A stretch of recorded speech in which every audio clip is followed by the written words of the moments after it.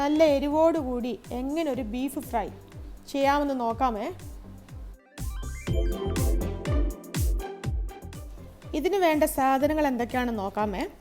Beef ഒരു 500 gram, onion ചെറുതായിട്ട് അരിഞ്ഞത് 1 വലുത്, chilli powder 1.5 table spoon, turmeric 1 teaspoon, ginger 1 table spoon, garlic 2 table spoon, പെരിഞ്ജീരകം 1.5 ടേബിൾ സ്പൂൺ, കുരുമുളക് 2 table spoon, dry red chilli 2 അല്ലെങ്കിൽ 3, കറി leaves, ഉപ്പ് നിങ്ങളുടെ പാകത്തിന്. ഇവിടെ ഇപ്പോൾ എടുത്തേക്കുന്നത് 500 ഗ്രാം ബീഫാണ് കേട്ടോ. ഇപ്പം നിങ്ങൾ ബീഫൊക്കെ മേടിക്കാൻ പോകുമ്പോൾ പിങ്ക് കളർ നോക്കി ചൂസ് ചെയ്യാൻ ശ്രമിക്കണേ. കാരണം എന്ന് വെച്ചാൽ അതായിരിക്കും പെട്ടെന്ന് വേവുന്ന ബീഫ്. റെഡ് കളറൊക്കെ ആണെങ്കിൽ കുറച്ച് മുറ്റിയ ബീഫായിരിക്കും. അതുകൊണ്ട് അപ്പം പിങ്ക് കളർ നോക്കി ചൂസ് ചെയ്യാൻ ശ്രമിക്കണം. ഇതിലേക്ക് ഇനി അരിഞ്ഞു വെച്ച ഒരു വലിയ ഉള്ളിയില്ലേ, അതിപ്പം നമുക്ക് ഇട്ട് കൊടുക്കാം.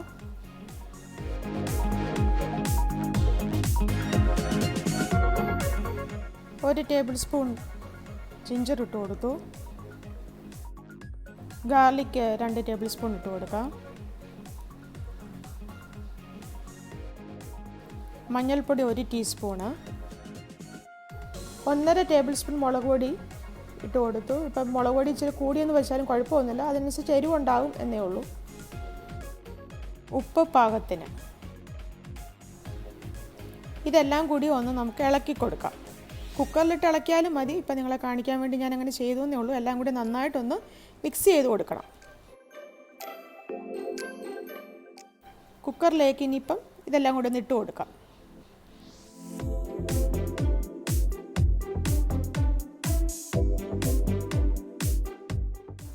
ഇതിലേക്കിപ്പം നമുക്ക് വെള്ളം ഒഴിക്കേണ്ട ആവശ്യമില്ല. അപ്പോൾ ഈ ബീഫിൽ നിന്ന് തന്നെ നമുക്ക് വെള്ളം ഇറങ്ങും. അപ്പോൾ അതുകൊണ്ട് വെള്ളം ഒഴിക്കണ്ട. വേണമെങ്കിൽ ഇപ്പോൾ 1 ടേബിൾ സ്പൂൺ ഒഴിച്ചെന്ന് വെച്ചാൽ കുഴപ്പമൊന്നുമില്ല. അതിനുശേഷം ഇത് മൂടി വെക്കാം.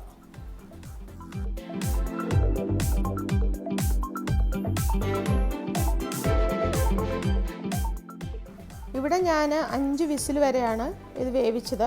ഇപ്പോൾ ഓരോരുത്തരുടെ ബീഫ് പോലെ എങ്ങനെയാണ് വേവ് എന്നുള്ളത് വെച്ചാൽ അതനുസരിച്ച് ചിലർക്ക് 6, 7 ഒക്കെ വേണ്ടി വരും. അപ്പോൾ ഇവിടെ എനിക്ക് 5 വിസിൽ മതിയായിരുന്നു. ഇതിപ്പോൾ ചൂട് മാറിയതിന് ശേഷം നമുക്ക് തുറന്നു നോക്കാം. അപ്പോൾ ഇതിനകത്ത് കുറച്ച് വെള്ളം കാണുന്നുണ്ട്. അപ്പോൾ ബീഫിൽ നിന്ന് വെള്ളം ഇറങ്ങും. അത് മാത്രമല്ല, ഞാനിപ്പം അരപ്പ് കഴുകി 3-4 ടേബിൾ സ്പൂൺ വെള്ളം അധികം ഒഴിച്ചിട്ടുമുണ്ട്. അപ്പോൾ ഫ്രൈ ആയതുകൊണ്ട് നമുക്ക് ഇത്രയും വെള്ളം ആവശ്യമില്ല. വെള്ളം വേണ്ട, വെള്ളം പറ്റിച്ചെടുക്കണം. ഇനിയിപ്പോൾ ഈ പെരിഞ്ജീരകം നമ്മൾ മാറ്റി വെച്ചിട്ടുണ്ടല്ലോ, അതിപ്പോൾ ഒന്ന് പൊടിച്ചിട്ടെടുക്കാം. അപ്പോൾ ബീഫിനകത്തേക്ക് ചേർക്കണമല്ലോ. അതിനുശേഷം കുരുമുളകും കൂടെ പൊടിച്ചെടുക്കാം. നിങ്ങളുടെ എരിവിനനുസരിച്ച് കൂട്ടിയോ കുറയ്ക്കുകയോ ചെയ്യാം. ഈ എത്ര വേണ്ടതെന്ന് വെച്ചാൽ അതനുസരിച്ച് എടുത്തോളൂ. ഇനിയിപ്പോൾ ഒരു പാൻ എടുത്ത് വെച്ചിട്ട് നമുക്ക് കുറച്ച് എണ്ണ ഒഴിച്ചു കൊടുക്കാം. അപ്പോൾ ഇനിയാണ് നമ്മൾ ബീഫ് ഫ്രൈ ചെയ്യാൻ പോകുന്നത്. നമ്മൾ ആദ്യമൊക്കെ പൊടിച്ച് വെച്ചില്ലേ, ഇതൊക്കെ ഇനിയിപ്പം ഇതിന് ശേഷം ഇട്ട് കൊടുക്കണം. എണ്ണ ചൂടായി. അപ്പോൾ നമുക്ക് ബീഫ് ഇതിനകത്തേക്ക് ഇട്ട് കൊടുക്കാം.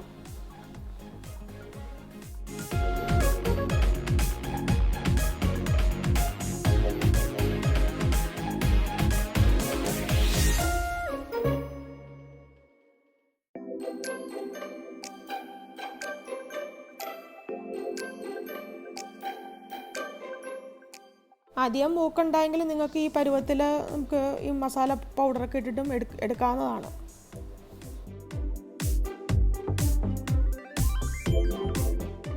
കുറച്ച് ചതച്ച ഗാർലിക്ക് ഇപ്പോൾ ഇതിനകത്തോട്ട് ഇട്ട് കൊടുക്കാം. അപ്പം നല്ല മണവും നല്ല രുചിയും കൂടും. ഡ്രൈ ചില്ലി ഇട്ട് കൊടുത്തു.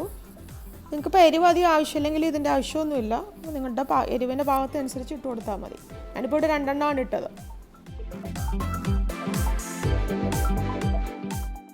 ഒന്നും കൂടെ ഒന്ന് ഇളക്കിയതിന് ശേഷം നമ്മളിപ്പോൾ ആദ്യം പൊടിച്ചു വെച്ചില്ലേ, പെരിഞ്ജീരകവും കുരുമുളക് പൊടിയൊക്കെ ഒന്ന് ആഡ് ചെയ്ത് കൊടുക്കും.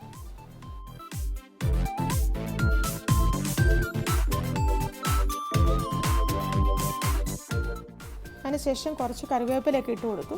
കറിവേപ്പിലൊക്കെ ഇട്ട് നല്ലൊരു സ്മെല്ല് ഉണ്ടാകത്തില്ല. അപ്പോൾ നല്ല ഫ്രഷ് ആയിട്ടുള്ള കറിവേപ്പില ഇട്ട് കഴിഞ്ഞാൽ അതിൻ്റേതായിട്ടുള്ള നല്ല സ്മെല്ലുണ്ടാവും, നല്ല ടേസ്റ്റ് ആയിരിക്കും. ഇതിപ്പോൾ ഒന്ന് മൂക്കുന്നിടം വരെ നമുക്കിങ്ങനെ ഇളക്കിക്കൊണ്ടിരിക്കാം. അപ്പോൾ ഇത് നല്ല ഒരു ബ്രൗൺ കളർ ആവുന്നിടം വരെ ഇങ്ങനെ ഇളക്കിക്കൊണ്ടിരിക്കുക. അപ്പം നല്ല ഒരു ഫ്രൈയുടെ ഒരു ടെക്സ്ചർ കിട്ടണമെങ്കിൽ നമുക്ക് ഇത്രയും ഒരു കളറൊക്കെ വേണ്ടേ. അപ്പോൾ അതെല്ലാം നിങ്ങൾക്ക് ഇത്രയും മൂക്കുണ്ടെങ്കിൽ അതിന് മുമ്പ് നിങ്ങൾക്ക് എടുക്കാവുന്നതാണ് ഈ മസാലയൊക്കെ ഇട്ടിട്ട്. അപ്പോൾ അത് നിങ്ങളുടെ പാകം അനുസരിച്ച് നിങ്ങളത് എങ്ങനെയാണെന്ന് വെച്ചാൽ ചെയ്യാവുന്നതാണ്. അപ്പോൾ ഈ ടിപ്സൊക്കെ വെച്ചിട്ട് നിങ്ങളത് വീട്ടിലെല്ലാവരും ഒന്ന് ട്രൈ ചെയ്ത് നോക്കാം. നിങ്ങളുടെ ഫ്രണ്ട്സിനും റിലേറ്റീവ്സിനൊക്കെ ഇതൊന്ന് ഷെയർ ചെയ്യുക, അവരോടൊക്കെ സബ്സ്ക്രൈബ് ചെയ്യാൻ പറയുക. അപ്പോൾ ഇതെല്ലാം നിങ്ങൾ ചെയ്യുമല്ലോ അല്ലേ? ഓക്കെ.